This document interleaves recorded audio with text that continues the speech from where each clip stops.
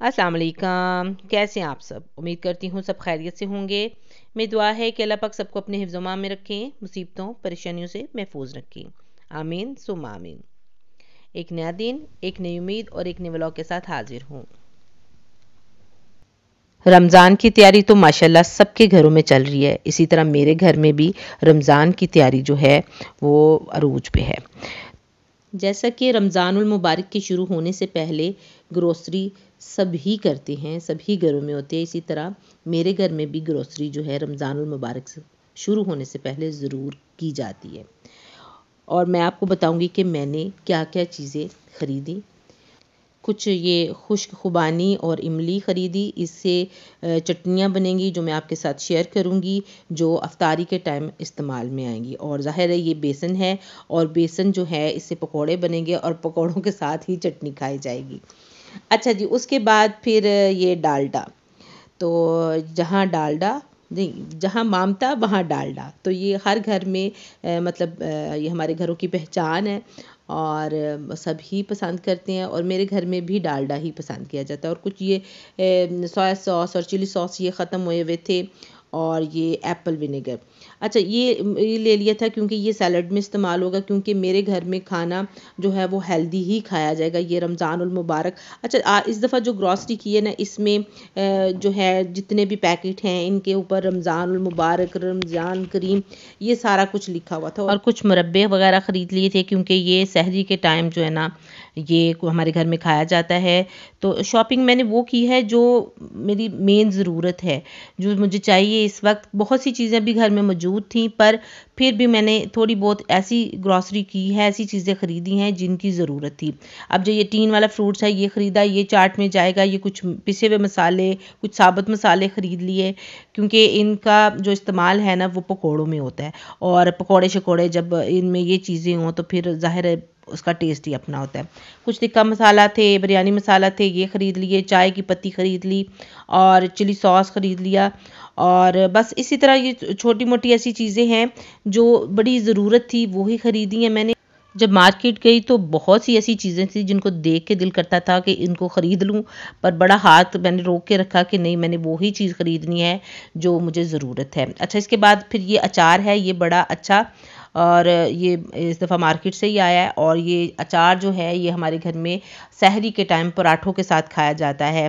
तो फिर ये भी फिर थोड़ा ये जो है ड्राई मिल्क, क्योंकि ये कोई चीज़ स्वीट बने, खीर बने या कोई सेवइयाँ वगैरह बने तो उसमें जाता है। इसके साथ फिर ये अनारदाना, ज़ाहिर है अनारदाना भी जो है पकौड़ों में जाता है। और कुछ ऐसी चीज़ें हैं जैसे पास्ता हो गया, कोई क्रम्स हो गए, इस तरह की चीज़ें भी साथ ख़रीद ली क्योंकि ये भी जब हम इसकी करेंगे प्रिपरेशन रमज़ान की तो उसमें ये इस्तेमाल में आएंगी। तो ये बहुत ज़रूरी थी चीज़ें, ये ही मैंने ख़रीदी। और ये रहा माशाल्लाह माशाल्लाह सारा सौदा। अच्छा, इसमें मैंने दालें नहीं ली, इसमें मैंने कोई वो शरबत या कोई जूसेस नहीं लिए क्योंकि अभी मौसम ऐसा है कि उसकी ज़रूरत नहीं थी, तो वो चीज़ें मैंने बिल्कुल नहीं ख़रीदी। तो अच्छा जी, आप ज़रा बताएं कि आप सबकी रमज़ान की तैयारी कैसी जा रही है? मेरी तो तकरीबन पूरी हो चुकी है, जिसमें मैंने ये ग्रॉसरी कर ली है। और इसी वीडियो में आपको पता लगेगा कि मैंने बहुत सी ऐसी चीज़ें बना के रख ली हैं जिनकी बहुत ज़्यादा ज़रूरत होती है रमज़ान में। अच्छा जी, यहाँ ये मैंने इमली निकाल ली और यहाँ पर ये खुबानी निकालूंगी क्योंकि अभी मैं इनको भिगो दूंगी और भिगोने के बाद क्या करूंगी कि इनकी चटनी बना लूँगी जब ये थोड़ी देर के बाद भीग जाएंगे। अच्छा, ये देखिए कितना अच्छा और ये साफ़ सुथरी, बस मैं इसमें से कुछ लूँगी और इसको भिगो लिया था। ये देखें जब ये भीग गई तो ये इस तरह से बड़ी प्यारी नरम सी हो गई हैं, सॉफ्ट सी। उसके साथ फिर आलू बुखारा ले लिया और थोड़ी सी इमली ले ली। अच्छा, इसको सबको मैं पानी डाल के ना थोड़ी देर के लिए पकने के लिए रख दूँगी, मैक्सिमम 10 से 15 मिनट। जब ये नरम हो जाएंगी तो इसमें चीज़ें डालेंगे।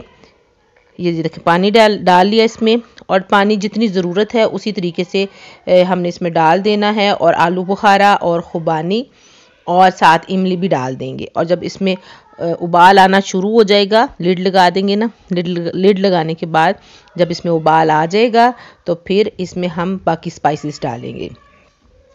जब ये उबलेगा तो ये नरम हो जाएगी, इमली भी नरम हो जाएगी, इसकी जो है खुबानी ये भी नरम हो जाएगी। और जब हम थोड़ा सा इसको मसलेंगे तो इनकी गुठलियाँ निकल जाएंगी और हम इसको स्टेन कर लेंगे। उसके बाद फिर क्या करेंगे कि ये जो गुड़ है इसमें जाएगा, इसमें रेड लाल मिर्ची जाएगी, ज़ीरा जाएगा, नमक जाएगा और ये दड़ा मिर्च जाएगी, और ये सब एक एक टेबल स्पून है। अच्छा, गुड़ थोड़ा ज़्यादा ही है। अब ये देखें, ये बहुत ज़्यादा जो है ना गल चुका है और ये नरम हो चुका है। अब मैं जो है इसमें गुड़ डाल दूंगी और स्पाइसेस डाल के इसको पका लेंगे। और जब ये गुड़ मेल्ट हो जाएगा तो फिर हम इसको स्टेन कर लेंगे। स्टेन करने का फ़ायदा ये होगा कि स्टेन मोटी वाली जाली लेंगे ना, उसके साथ फिर क्या करेंगे, चम्मच को हल्का हल्का चलाते जाएंगे तो पल्प जो है वो सारा नीचे आ जाएगा और गुठली जो है ना वो बास्केट में रह जाएगी। अच्छा, ये देखें, ये मेल्ट हो जाएगा। तो जब मैंने इसका ये कर लिया, पल्प वगैरह निकाल लिया, फिर उसको हल्का सा ब्लेंडर किया था। ब्लेंडर करने के बाद ये देखिए इसकी फ़ाइनल लुक। तो ये हमारी चटनी तैयार है। जब तक ये ठंडी होगी, ठंडी होने के बाद फिर मैं इसको बॉटल में डाल लूँगी। तो ये हमारी खुबानी की चटनी तैयार है। इसमें हमने कोई कलर नहीं डाला, इसमें हमने कोई चीनी नहीं डाली। ये गुड़ है और गुड़ की वजह से ये थोड़ी थिक भी हो जाएगी। अच्छा जी, उसके बाद फिर अगली की तरफ आ जाते हैं। अगला मैंने बनाना था घी, और घी बनाने से पहले मैंने बना लिया था मक्खन। और मक्खन के लिए मलाई चाहिए होती है, तो ज़ाहिर है वो मैं थोड़ी थोड़ी करके ज़ाहिर है जमा करते रहते हैं। तो फिर जब एक ज़्यादा क्वांटिटी उसकी हो जाती है तो फिर उसके बाद फिर मक्खन जो है ना वो तैयार किया जाता है। अब ये मक्खन तैयार हो गया है। इसके बाद फिर मैं इसको 2 दफ़ा पानी से निकालूंगी और फिर इसको घी को, इस मक्खन को पकने के लिए रखूंगी। और थोड़ी देर के बाद ये घी जो है ना वो तैयार हो जाएगा। और देसी घी के पराठे जो है ना वो सुबह सहरी में इस्तेमाल में आते हैं, और ये अगर घर का घी हो तो क्या ही बात है। अच्छा जी, यहाँ पर ये मैंने इसमें ठंडा पानी डाल दिया, और जब ठंडा पानी डालेंगे तो ये फिर एक पेड़े बन जाते हैं बड़े अच्छे। तो ये एक दफ़ा मैंने पानी से निकाल लिया था, अब ये दूसरी दफ़ा मैं निकाल के पानी में से, क्योंकि हमें 2 दफ़ा पानी से निकालना होता है क्योंकि इसकी स्मेल होती है थोड़ी सी और थोड़ा सा इसमें खटास होती है। तो जब हम इसको 2 दफ़ा पानी से निकालते हैं तो वो ना स्मेल होती है और ना ही खटास होती है। अच्छा जी, इसके बाद फिर ये जो है इसको पेड़े बना के मैं इसमें डाल लूँगी देगची में, और फिर इसको पकने के लिए रख दूँगी।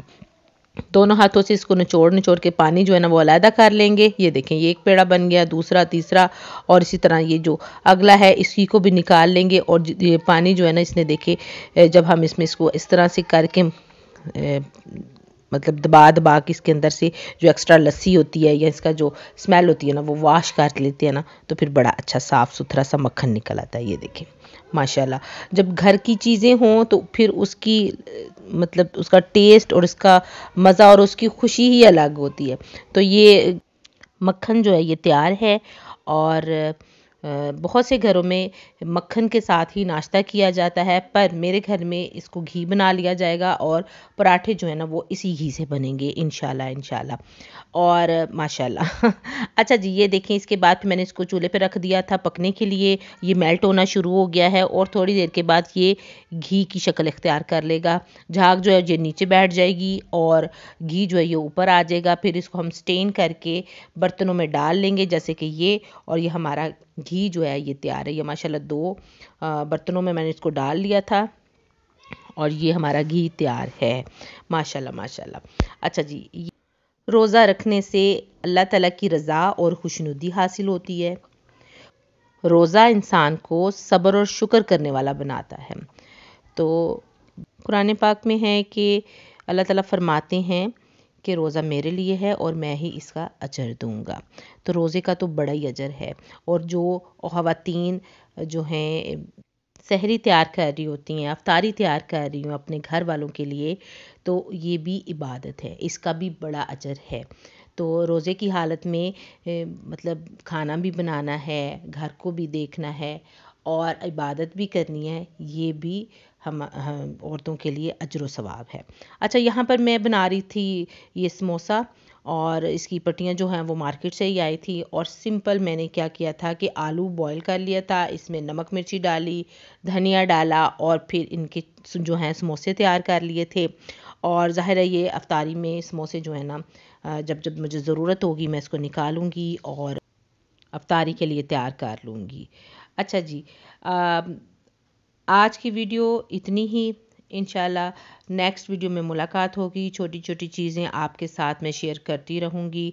छोटे छोटे क्लिप बनाकर मैं आपके साथ ज़रूर शेयर करूँगी, जिससे आपको बहुत से आइडियाज़ मिलेंगे जो आपके लिए फ़ायदेमंद होंगे। अच्छा जी, इंशाल्लाह नेक्स्ट व्लॉग में मुलाकात होगी। अपनी दुआओं में शामिल रखिएगा। सब्सक्राइब और लाइक ज़रूर करिएगा और कमेंट करके बताइएगा कि आपको मेरी वीडियोस कैसी लगती हैं। ओके जी, अल्लाह हाफिज़।